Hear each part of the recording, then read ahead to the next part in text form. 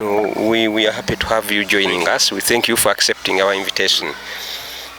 We would like to ask you about this court decision of a few days ago. What was it about?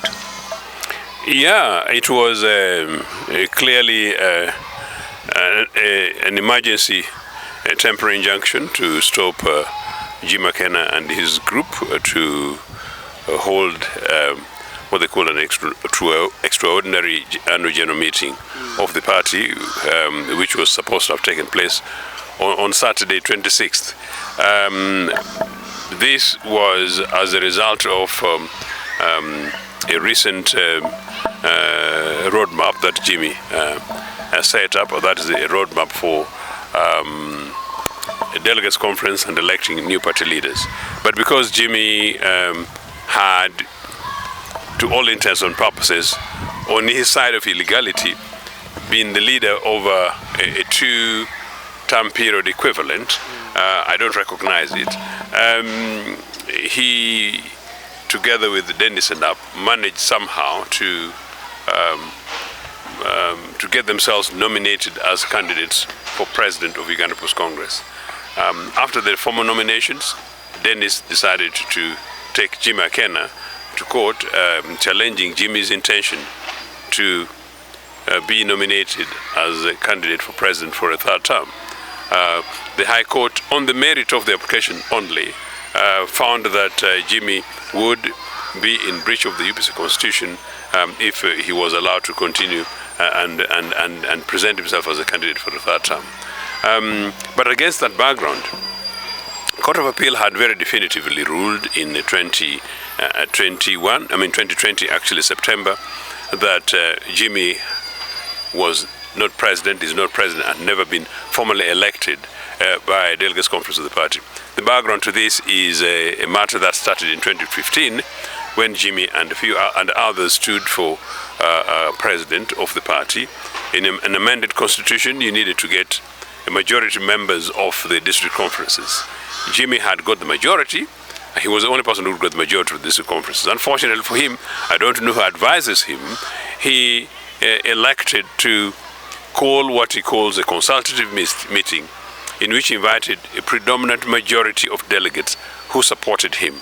The consultative conference somehow constituted themselves as a delegates conference and went on, quote, to declare Jimmy Akena as president-elect of Uganda People's Congress. One, in breach of the constitution of the party, only the party president calls for a delegates conference. At the time, the party president was Olaro Tunu, and that even if Jimmy was to have been elected president of the party in future, that is absolutely common sense. He wasn't. Number two, he called for a consultative conference in which, fair enough, majority delegates came, and at the time, majority delegates supported him, by and large, but it was a consultative meeting, not a delegates conference. No delegates conference, you have to make formal notifications. So the meeting itself was irregular. The outcome, therefore, was a nullity. That said, the other side went to court. Professor Kakonge plus others went to court to sue in 2015. And so when they went to court, the High Court agreed with them, ruled against Jimmy, that Jimmy had declared himself irregular president. Jimmy appealed. That appeal, while set aside by a temporary process by, I think, a Justice Kavuma, went on to 2020. So while Jimmy did that, he continued, quote, to serve his capacity as president in Uganda People's Congress. I put president, quote. Something else that Jimmy had done, he had, after that consultative conference, decided to mobilize his fanatical supporters, I would call them.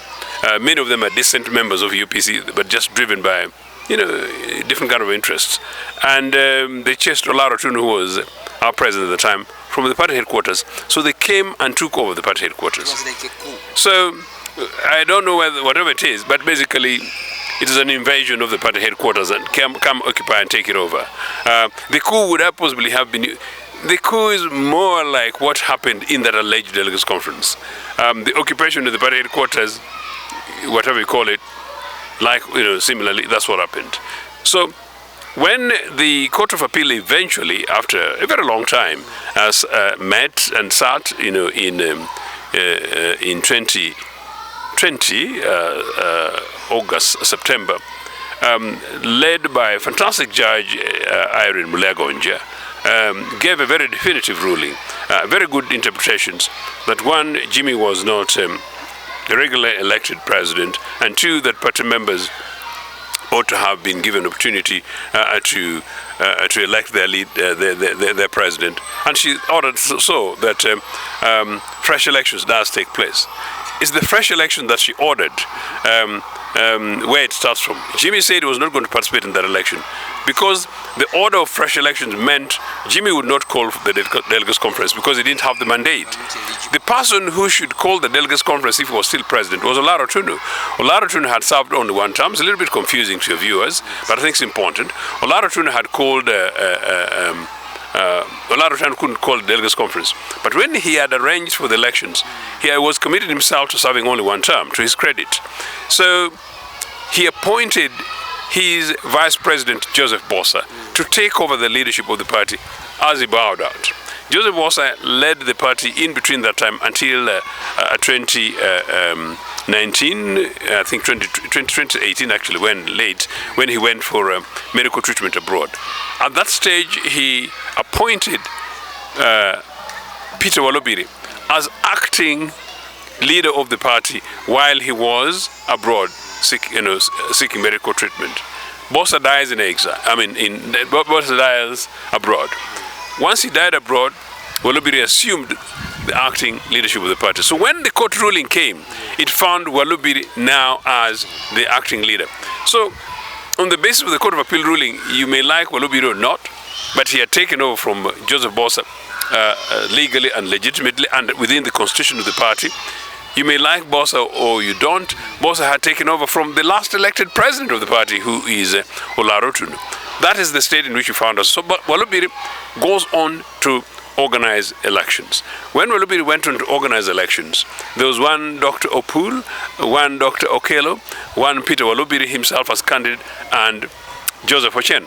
So we contested in that election and I won convincingly. When was this? 2020 December. It was sort of later than the national election committee, but I will explain later. When was this? It was election by resolution because, and I think you ask, because Jimmy sometimes says that where were the delegates? No, it was equivalent to his virtual thing, but it was during COVID, absolutely legal. Nobody has challenged it, and as fully constituted by COVID regulations at the time. Districts across the country constituted themselves as a delegates conference and elected by resolution. So I won the majority, over 300 delegates actually, to Walubiri's 100 something, because about 500 or so delegates participated. Walubiri and his team, led by Isha Oto, his overzealous Secretary General, and one Tom Omino, who was doing the admin work in the office, they fudged the figures and alleged that, claimed that Walubiri had won with 278 to Ocheno's 271. They had in many cases cancelled, for example, Butaleja, where won 7-0. They cancelled it because allegedly one delegate claimed that he hadn't voted. But in other places like Mayuge, where allegedly Walubiri got 8-0, the chairman did not participate. In Luwero, where allegedly Walubiri got 7-0, the chairman did not participate. In another district, I don't want to go now to further details, somewhere in Bunyoro, where there was supposed to be 8-0, a leading retired Haji who calls me his young president, he participated, but of course there was money and he was willing to testify. In Kanungu, where I got 8 and Walubiri got 1. Maximum delegates there are 9. So I got 8, Walubiri got 1. In the final tally, they left my 8 and added Walubiri another one. So where did you get the extra delegate? So some of them were very, very cheap. So yeah, because the point was, from Walubiri's 100 something votes, they were working to add the numbers while sinking down Ochieno's number. But anyway, those are the details of the process. So anyway, so I sought internal redress, including through the Internal Electoral Commission, led by my great friend Hamza Sewankambo. He was the chair of the Electoral Commission. Yes, that Walubiri appointed. But you did use Uganda House at that time. As I told you, Uganda House is occupied until today, under siege by Jimmy Akena, who is not legally recognized. So the internal process, the temporary headquarters at the time was Mobilizing house, and these days sometimes people make fun of it anyway.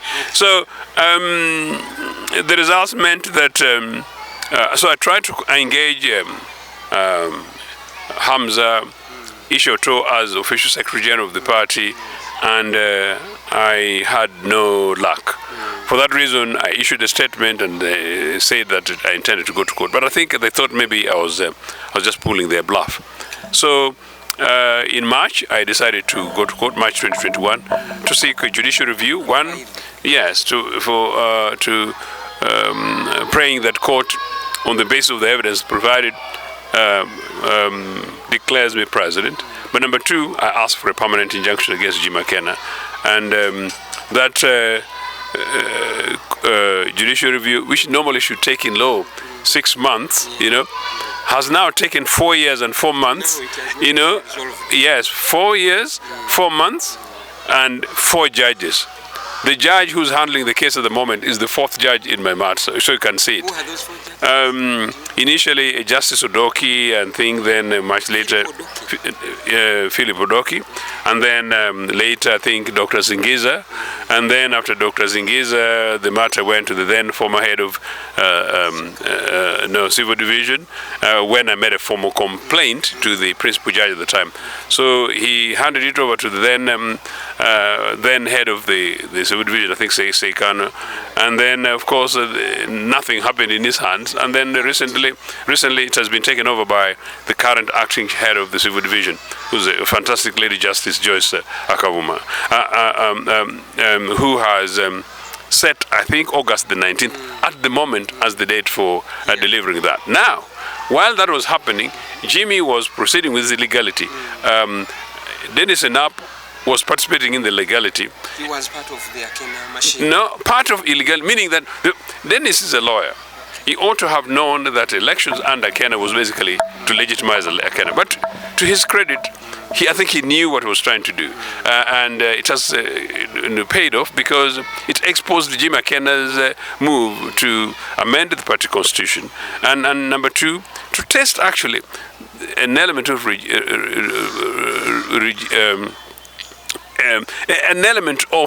the judiciary's ability to play its role. And they boldly did that and managed to rule against Akena, and so that's where it is now. Once that was ruled, Akena very quickly, while saying that he was not going to challenge the ruling, he decided to call for an extraordinary annual general meeting. But we knew it was with the intention, one, of extending his term, number two, of amending the constitution. And so we thought that the most appropriate thing for us on the legal side of the party, and for me, with an outstanding matter in miscellaneous cause 89 of 2021 pending, we had to take action. So for that, we went to court and sought an interim injunction, which was temporarily granted for 3 days. And that meant, on Friday, that Jimmy should not have proceeded with his alleged delegates conference, pending a formal hearing tomorrow, Tuesday, of the depth of this matter. So I hope we are looking forward to being in court tomorrow here before Justice Joyce Kavuma. And yes, and of course, I said again, Jimmy disregarded that and proceeded with his meeting. Part of what I've been told, he's arguing that he was never filed with, served with the orders. That is not true. One, his lawyer was in court You know, I can't get the name, but you know, but it's from Sempe. Yeah, he was in court. You know, Katende. Yes, he was in court. He did not oppose our application, and his name and his own record as having attended court, he did not object. Number two. Even if technically there was no service, you know, what then did the lawyer come to do in court, and what is he paid for? Okay. Number two, it is a fact that these guys were served. Although you know, it's the case that the order was issued shortly before 5 o'clock on Friday. There was no way of physically going to serve, but the new provisions provides for electronic serving. So Jimmy Akena was served on WhatsApp and on email. His lawyer was again formally served and on WhatsApp and I believe on email. And many of the members of his alleged cabinet were served, you know, on WhatsApp, you know, and or online, particularly predominantly WhatsApp. And on the day, Saturday, of the alleged conference, delegates conference, which they eventually turned virtual, okay, my lawyers and others managed to access and log into the virtual delegates conference. And there is an apparent notification formally from our lawyers that they were holding an illegal and unconstitutional meeting, but they continued with this. So even our lawyers did, of course, yes, they did somehow. But I mean, and it's there, it's on record, and the skins are there. But that said, can I tell you, that was before the alleged resolution that the alleged resolution that Jimmy came up with. So in other words, the meeting knew that they were holding an illegal delegates meeting, and they still went ahead and passed the resolution. The extraordinary element of the resolution, fundamentally in breach of the UPC constitution, was one, to extend Jimmy's alleged leadership by 12 months, and number two, imagine, to amend the constitution of Uganda People's Congress, and so therefore they claim to bring it in conformity with the national constitution, and therefore rescinding the idea, rescinding the question of term limits, and of course this is laughable. I heard Jimmy say that the National Electoral Commission, the National Constitution doesn't have term limits. Why should the UPC have term limits? Jimmy is on record as supporting term limits, meaning changes to term limits. I know he may have some cozy, you know, emotive relationship with some of the other people in the regime, but it is to his credit, said no. So when it comes to now, he wants to change. But number two, he went ahead and said, no, but Mao is serving his fourth term. No, what is in contention here is not DP. And I find that quite insulting to UPC, that UPC can learn constitutionalism from DP. There is no political party in this country that can teach Uganda People's Congress constitutionalism. No, we are the oldest and founding political party of this country. We are the political party that fought as the longest opposition party from July 27th, you know. In 1985, for 40 years, we are the ones who've been fighting for restoration of multipartyism, and we did. So no, we cannot learn from anybody, let alone the fact that we should also be the people who then go ahead and breach our constitution. So it's terribly unfortunate, and I hope that tomorrow justice will prevail, and that very, very soon the quite clearly delayed justice on the matter that should have come before a judge way back in 2021 is eventually delivered, and that declaration is delivered in my favor, that finds that I am, on the basis of the evidence they've got, that President of Uganda People's Congress, and that they issue a permanent injunction on Jimmy Akena. Seek to very quickly reunite the party. Yes, quickly, very much reunite the party. Ask, call for healing, and ensure that leaders of the party, elders of the party, also come and work with us and support us. And most importantly, that I call on to younger Ugandans to come in, so that we're able to regenerate the party on the best of what I've promised, so that we're able to return this party back to its members, return this party back to the branches, return this party back to the districts, but also make the party headquarters an accessible place for all, meaning Uganda House, our national party headquarters. And then I really hope that there will be some kind of humility and responsibility that the party headquarters is once again the home for all members of Uganda People's Congress. What do you expect in court tomorrow? It's a matter for the judge. As I said, we are asking for an issuance of a permanent injunction against Jimmy.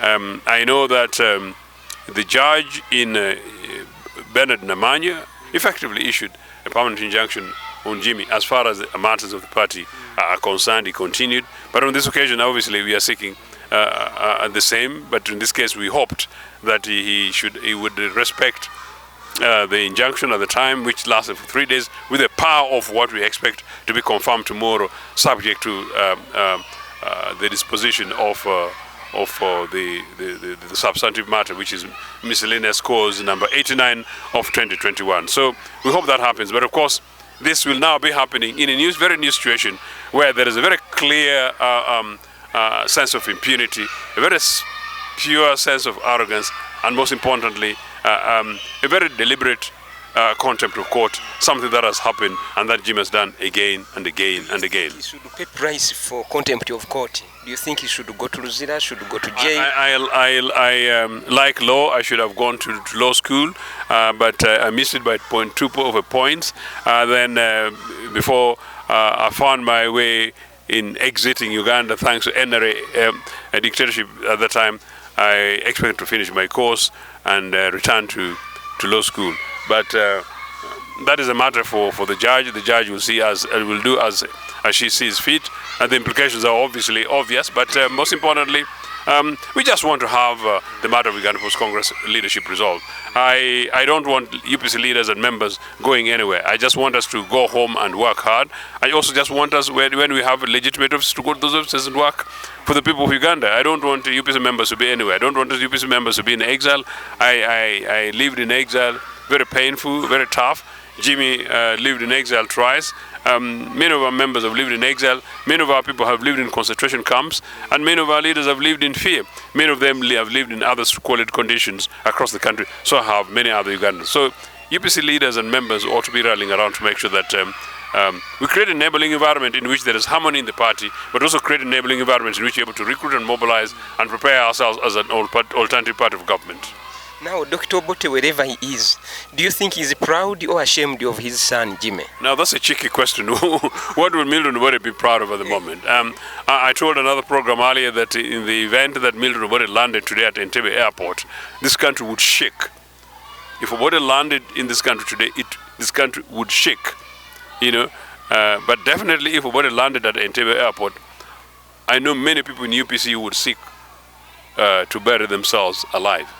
But definitely if Milton Obote landed in today, I know many people whom he would say that he would poke their noses. I know many people that would possibly voluntarily offer themselves to go to Luzira. Some of the things that some of the leaders in UPC have done is highly treasonable. But, I worked with Milton Obote. The last thing you can do onto Milton Obote is to breach an element of the party rules. And the last thing you can do is to touch the constitution of Uganda People's Congress. Milton Obote sacked Cecile Ogal as the head of our party here in 1995-96 when she breached his directive that as chairperson of the internal of the then Presidential Police Commission, yes, she should not have to participate in elections. She insisted on going to participate without resigning her position first, and Obote sacked her. I was a party to supporting that process, and I was a party to getting Cecilia and the Dr. Kule Parks come back to the mainstream of the party. We were attending a church earlier service of my Miri OB together with old Milton, George Kanyihamba, and you heard about the story about yes. So anyway, I just want to say this: the Constitution of Uganda People's Congress ought to be respected. And he used to be with Jimmy in the service of Milton. Why do you think he didn't learn much from the founding president of the party? No, we all go to school and get different grades, don't we? We all go to schools and get different grades. And we all read books and make different interpretations. Yes, I studied literature, and amongst others, you know. And in my postgraduate, in master's program, even that when we go ahead and critique books and texts, you know, you find a major author, someone who has written 20 books on, say, conflicts and forced migration. And then you come and you read through it, and you see a whole, and you also give your conclusive interpretation. The most important thing is that for a professor supervising your work is to ensure that you've made a coherent case, and particularly that you've added something new, you know, and most importantly, if you do that, and there's no evidence that you plagiarize other people's works. I'm sure it's George Kenyahamba who said that, well, you know, whatever he said, you know, you quote him, that is a source. You know, is intellectual dishonesty, he used to talk about it. So that's what you do. So we all learned different things. I mean, many of my colleagues with whom we worked under Milton Obote, in my generation, many of them found their other ways. For me, as I said, I've committed myself to being his permanent spokesperson. So my job is to speak on his behalf, on Uganda Post, on the behalf of Uganda Post Congress, and definitely make sure that whenever I go to heaven, I have a report to give to him. So maybe I am lucky that I created that small position. So maybe that supervises me every morning. I wake up in the morning and say, oh no, Uchino, you know, don't go for pocket change, you know, your body spokesperson. So maybe that helps me. And maybe when I want to go ahead and break UPC constitution, like sometimes NRA does break the national constitution. No, Uchino, your body's boy, your body doesn't like breaking constitution. So maybe that helps me. Now, the model that other people use, well, that's a matter for them. Jimmy is an old colleague of yours.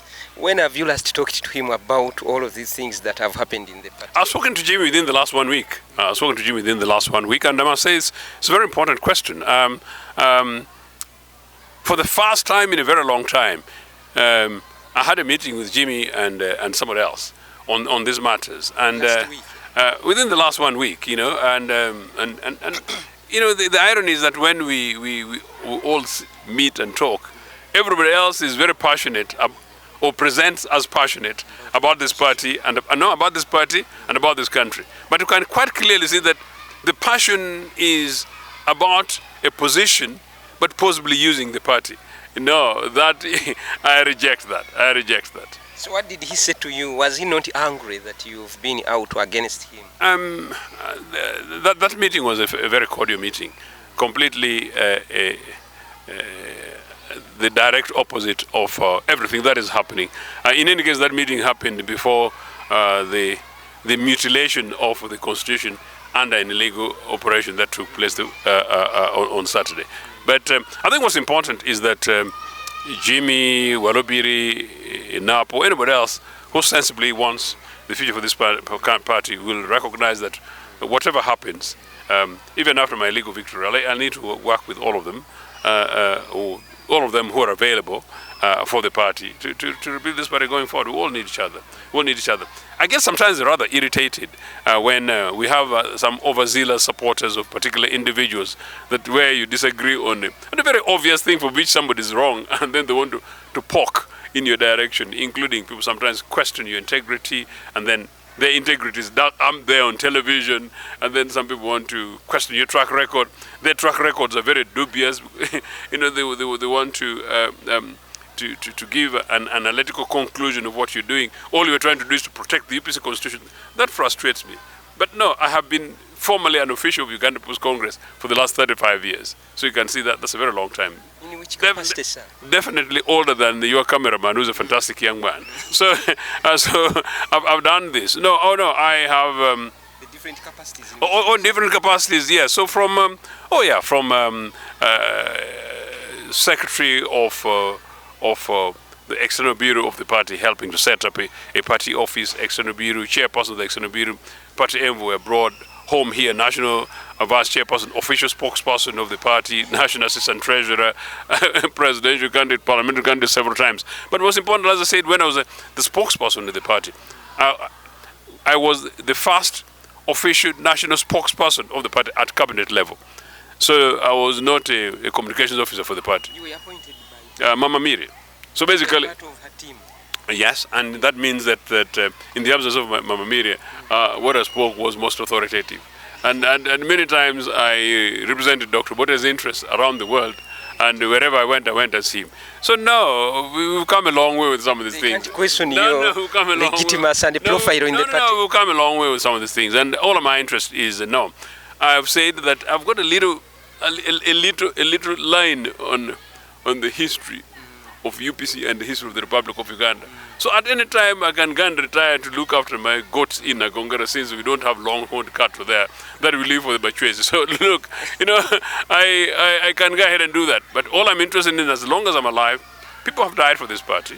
People have died for this country. But many more are yearning for leadership in this country. Many more are concerned about the future of this country. Many more are dying for leadership. And many more are completely convinced that the leadership they want are values, are ideologically driven, are convictionist driven. The only political party that can do that is the political party that has ever done it before. That saw and recognized that the biggest battle post-independence was a battle against ignorance, poverty and disease. And that's what Uganda People's Congress fought against. Ignorance, as a word would say, disease, poverty, So we killed them.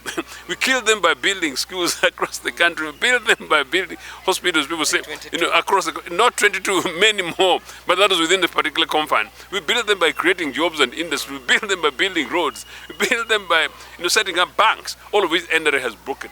That is what we want to rebuild and to do better going forward for the children of this country, so that our posterity, Makere taught me very well, that, so for us, what do? We don't do it for ourselves and whatever, we build for the future. We build for the future. And, being a Mwirian, we also brought something from there. So, we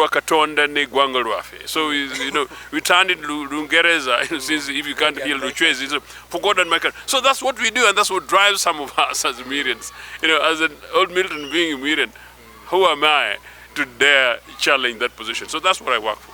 Now, Joseph, what would happen to the party if Jimmy was allowed another 12 months, another 2-3 years? What exactly do you fear? Allowed by who? As consensus. Allowed by who? Allowed by who? It's in the clear breach of the constitution of the party. Hypothetically, let's assume he was. No, it's not being allowed. On the other hand, actually, I can ask, Jimmy has been illegally in that position since 2015. What is it that he has done in the last, 9 years, that he would miraculously do in 12 months that nobody else in his group cannot do? He's teaching us that NRA Museveni, after 40 years, he still wants another 40. You can give the guy 100 years, and I don't know whether he will return Uganda Commercial Bank. I don't see any sign of doing that. So there's absolutely nothing in number two. Number three,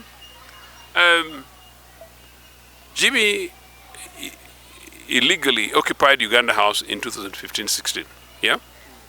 Until 2020, yeah? There was not a single delegates conference. The UPC constitution provides that we can have annual delegates conferences, yeah? But you must have at least 2 every 5 years. So that 5 years they breached. They only had one, the Kasangati thing again, which was sufficiently protected by scouts, and re-elected. From 2020, until this emergency one, 5 years now. 5 years. Not none. Breach of the constitution, but now you are rushing to do it, including online. Finally, Jimmy allegedly was president of the party. Why wasn't he a presidential candidate? Why didn't he present himself as a presidential candidate in 2016? Jimmy was allegedly president in 2020. Why didn't he not present himself as a presidential candidate? So what is special with today? Of course, one of the other things is that apparently say that they're building party structures. So what new structures have been built in Mainagongera? Part of the challenge, Jimmy is saying that, those guys don't have structure. But no, this is a leadership issue. So if you had been building structures, I've never had a phone call from Jimmy saying that, Ojamuchi, we are in Nagongera, but what is going on here? Whatever. He hasn't reached there. He hasn't been. No, I'm not saying so. I'm just talking about the fact that, building structures, is that the thing? And is that a priority? And number two, they say they didn't have money those days, because that's another argument that has been made, that they didn't have money. Where has the money come from? So do we now have the money? This is cheek. Ugandans are being pushed. And by the way, UPC members need to take this very seriously. Don't fall prey to emotions. Do not fall prey to emotions. The people who are laughing are NRA and Mr. Museveni and their friends. I know some people in UPC have got very soft spot for Mr. Museveni and his system. But you can enjoy that soft spot we can even go ahead and have milk tea somewhere in Rwachitura. But for heaven's sake, leave Uganda People's Congress alone to try and reclaim itself, try and reorganize itself, remobilize and grant hope. And UPC can then genuinely lead the opposition on issues and work with the NRA on major issues so that we're able to look at a post-Museveni Uganda, which is important. We must look at a transitional Uganda in which we heal, reconcile as a party, reconcile as a country, help to, we take Museveni to Rwachitura. I'm a very good driver. Maybe I drive the car in which Museveni is going to retire in Rwachitura. On my way back, maybe he can give me, if he doesn't give me a Zebu car, he can give me one Longhorn and Kole car to take home the younger man. Take this in the Congress longer for bringing me back. So we do that, and then we're able to have Uganda in which nobody is punching one another going forward. They have tried to work with the state, with the Museveni, that relationship between UPC and NRM. What do you find wrong about that relationship? Jimmy will say there's no evidence, but the issue at the moment is not the relationship between NRA and Jimmy Akena. The issue is Jimmy Akena's breaking of the Constitution. So if Akena breaks the Constitution of Uganda Post Congress and it is motivated by NRA, I don't blame NRA. I hold Akena responsible because Akena is not below 18. Okay? And number two, Jimmy also now says that the recent ruling that favored Dennis Enap, because it was delivered fairly quickly, swiftly, meant that the state, Museveni's state, is targeting him. I found it rather cheek. Jimmy was quite quiet when the same Museveni state was holding my matter for 4 years and 4 months. So I think that is again, Museveni has got a lot of work to do. The guy has got to sort out who has taken our money from Loboa, who has taken our money to give to Londro. This guy is Rocco. He needs to work very hard and see where our Mabatis are. And more recently, he needs to work very hard to calm down his NRA guys following the primaries. So I think he's got a lot in his hand. We just need to sort out this fact that, well, you break the Constitution of Uganda Post Congress is not a job for NRA, it's a job for UPC members. You break the Constitution of Uganda Post Congress is not a job that you blame the other, you must take responsibility. No, Jimmy must, with humility, acknowledge that advisedly he did it wrong, and then right now we just need to rally around and follow the Constitution of the party, do things correctly, make sure that we don't fall prey to NRA, and that we do what old Milton would want us to be doing.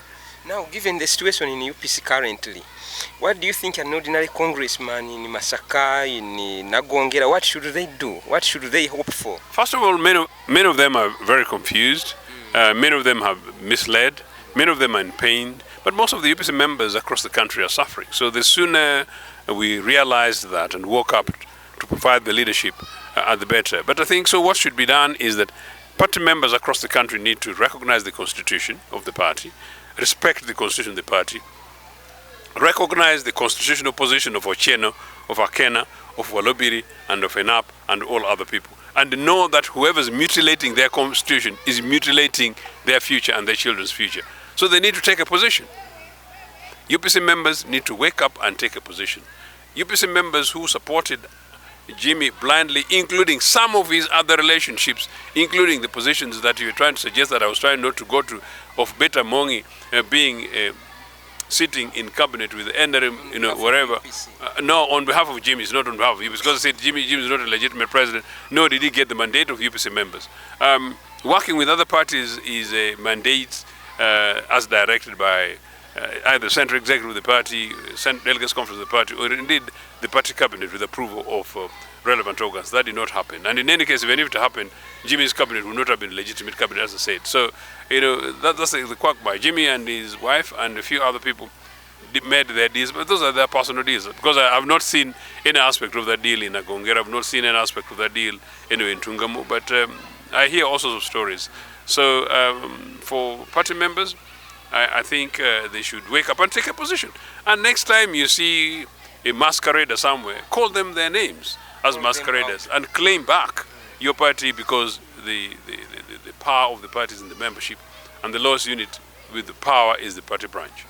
Now, sir, some of his supporters say that without him, the party will lose its stronghold in Lango, for instance. If you are the president, and you are afraid the party might lose that stronghold of Lango. Every political party has got a stronghold, but the stronghold is not equivalent of the leaders of the party. Leaders come and go, strongholds remain. Ankole was once upon a stronghold. Is it because who died in Ankole, who left the leadership of the party? No, it was not about Tiberondo. So I think it's a simplistic argument. It's an emotive argument, and I think it's a blackmail. Lango is the stronghold of Uganda People's Congress. I don't know anybody in Lango who would not vote for UPC if Ochieng were president. Please, I dare you. I don't know any genuine member of Uganda People's Congress. You can't do yourself. Any genuine member of Uganda People's Congress, genuine, who would not vote Joseph Ochieng, vote for UPC because Joseph Ochieng is president. Go and check. Jimmy himself, you think he might? Then there's an individual decision, but it is not a tribal. But this is not a tribal party. By the way, I've got in 1990s some cheeky, dubious people, including some people who were working with the NRA, wrote a letter to Milton Obote. I've got a copy of that letter. Okay, and I've got a copy of a response from the president. And they claimed that they were sending a delegation of Lango leaders to Milton Obote to return. A party to that was the continued summing, all I can mention, okay? Because the name is mentioned there. Lango elders refused to contact Obote. But later, I think some other guy who was almost a spy, a Lango person I'll mention another time, Obote wrote to him, and I've got a copy of that letter. And Obote said, look, I am not president of Lango. I'm not a tribal chief. I am the president of Uganda People's Congress, which is a nationalist political party, and as former president of the Republic of Uganda. Okay? Then there is another blackmail, which I think is rather cheeky and dangerous, where there's always this claim that anybody who does not come from Lango, and so therefore anybody who does not, at the moment, because on UPC only has members of parliament from Lango. So if you don't have a member of parliament from your area, don't talk. So we say, oh, you guys, instead of talking here, go and organize, go and mobilize. Does it therefore mean that somebody is being told that unless you're from Lango, you don't qualify to be president of Uganda People's Congress? Seriously? No, I think, by the way, that's a sense of insensitivity.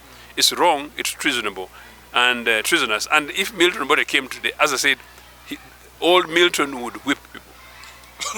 Old Milton, I don't know, but old Milton would whip people. Extraordinarily, he would. Obote said to me, Joe, I am liberated from religion, and I am liberated from tribes. And he said we provide the services in this country, because we knew that hospitals don't know tribes and schools don't know religion. Okay? So, no, you can't come from that background and try and localize and narrow. Finally, in regard to that, the person smiling on this, maybe some people have been having too much tea and milk with Mr. Museveni. This business that without you, the country would collapse. This thing that without you, Uganda People's Congress would collapse. No, I think it's blackmail, and it's a position which is cheap, basic, and must be condemned. Yeah.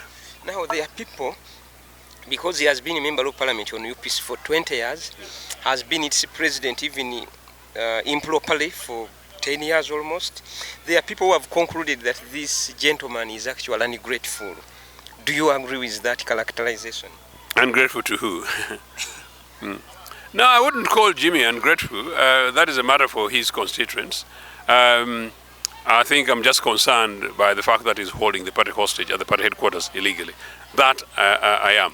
And number two, it is also true that I have not been particularly pleased by some of the policy positions he took, particularly in relation to his relations with other people in a situation in which I do not see any strategic interest for the party except individuals. Yeah. So we are now here, we are a few months to elections. What do you fear is going to happen to UPC going into 2026? In 2010, our last president, so you can imagine that's how bad it is in UPC. Our last president was Olara Tuno. In 2010, Olara didn't vote for himself, okay? But we had a candidate. That stroke, which I think Olara did in good faith. He knew he was not going to win, but I think it was strategically to demonstrate his displeasure with the system. But it sort of backfired. People really condemned him, and it really brought an image of effigy. Unfortunately, we suffered as a party from that perspective. I understood him. I understand him now on the basis of what he did. But it was basically bad, strategically bad judgment, at the time. I am a communications person, and I have an idea about public relations. So that sort of backfired. In 2015, as I said, Jimmy usurped the leadership of the party. But he didn't present himself as candidate. And next time you meet him, ask him why he didn't stand for president in 2016. He will tell you either because they're building grassroots structures or because there was no money. I told you. Okay? But the party survived. In 2020, Jimmy made similar claims, but the party survived. In fact, in 2020, both times, I'm told allegedly somewhere in Lango, some people were asked, UPC members were asked to support Mr. Museveni or vote for Mr. Museveni. I don't know, I don't have evidence. But maybe ask Jimmy, But the party didn't die. But it's also in 2020 that I came up to simply say, no, we need to intervene and make sure that we claim back this party. So for me now, at 2025, 26, I would encourage UPC members not to look at the timetable of 2026, however important it is, but to look at the future of the party. The future of the party includes 2026, if you get my point.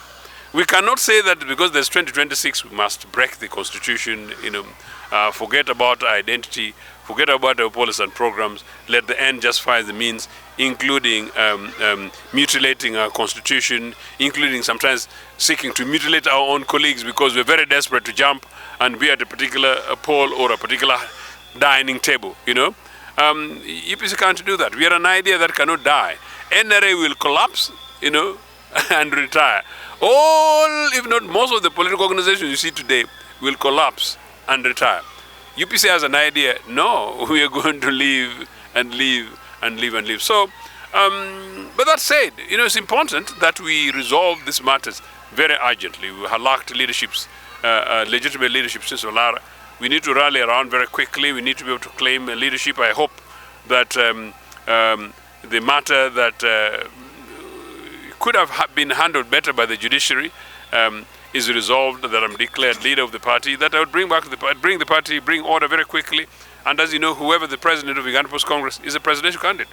So in the likely event that that happens, I will be preparing myself to make sure that we not only participate in the elections, but we give Mr. Museveni a run for his money as far as policies and programs are concerned. And we give all our other colleagues in the other democratic opposition a run for their monies. We want to see what their programs are. But I'm particularly delighted about facing NRA because 40 years of balance sheet, man. UPC's balance sheet for 8 years and UPC's balance sheet for 4 years. Oh no, it's more than the Singapore equivalent of Uganda. So no, I can't wait for that. And of course, on the other hand, because we're the party of ideas, oh no, we have an idea. We have an idea of how we'll transform education in this country. We have an idea of how we'll transform health in this country. We have an idea of how we would invest in jobs. We have an idea of how we would reclaim our national resources which have been given to dubious foreign friends. We would do that. We have an idea of what we will do in order to protect our environment. We have an idea of what we do to reconstitute the national integrity, including what we're attending the earlier, the Anglican Archbishop of Uganda was talking about, the death of morality and corruption in this country. How much will resecure the 10 trillion Uganda shillings and invest them in areas where oh no, we have an idea about these things. And because we've delivered on these things before, we know today we'll deliver and deliver better going forward. Now, Ambassador Tunu was UPC president for 5 years, yes, and he tried his best. Yes. But you were not one of those who served under him, who embraced him fully. Do you regret not identifying with him more actively? He met with me before I became president. We had a conversation. I was a presidential candidate. Jimmy was a presidential candidate. In fact, there are 6 others. So, so we stood. I offered my program. Olara offered his program. Most members of the party did not, bought into Olara's program, and Olara won convincingly. I did not challenge his leadership, and after that, Olara talked to all the other candidates and gave them jobs. He didn't talk to me, nor did he offer me a job. And so I think at this age, and as Ochieno of Obote of UPC, I'm not quite sure that I'm yet very quickly going to knock on many doors for jobs. So, and that's an important point. It's not that I didn't serve Olara. Olara didn't offer me a job.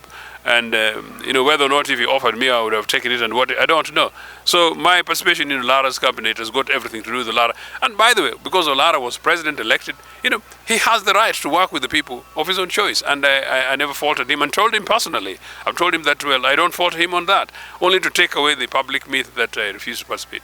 In any case, after that, I by that stepped aside, from, if you notice, from about 2011 on thereabout, I stayed away, went on to do my academic research, rolled around family, managed to deliver a new citizen for this country in a fantastic way. So focused on my family and allowed Olara to do his bit. I was not in his front. He and Jimmy had a very colorful relationship, and they had colorful events. He appointed Jimmy national vice chairperson that Jimmy refused, and then I think I'm told he wanted Jimmy to be the chairperson after Rangaranga later resigns. I'm told that's a scheme that needs to be known, but also know that allegedly Olara believed that maybe part of the deal was that Jimmy would take over from him. Those are all speculations. So to be fair, this is some of the conversations. So people had their own agenda. My agenda is Uganda People's Congress. My agenda is the future of this country. And my agenda is completely selfless. My agenda is the agenda that I learned from old Milton, that our job is to